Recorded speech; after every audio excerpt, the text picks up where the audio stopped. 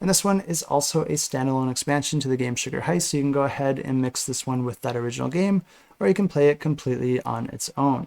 But if you're not familiar with that original game, this plays very similar to that one, where you're going to be dealt 6 candy cards at the start of the game, but then you're also going to be dealt 2 vault cards that will go on the table face up in front of you.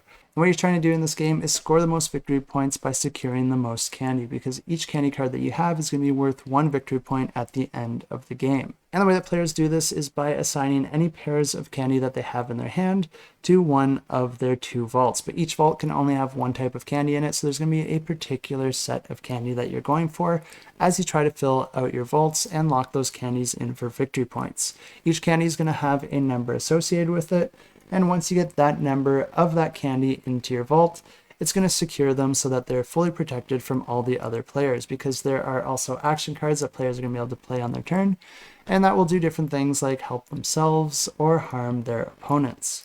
But at the end of a player's turn, they're always going to be drawing 2 cards from the candy deck and putting them face up on the table in front of them. That player can then choose if they want to keep any of those into their own hand, or if they want to try and trade them with the other players. And when you do trade any of these cards, you can also include any additional cards from your hand.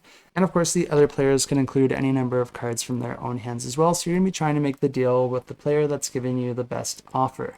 The active player will also have the opportunity to buy more action cards that they'll be able to use to battle the other players, and each of those cards is going to cost 1 candy. So you are sacrificing victory point potential in order to get those cards.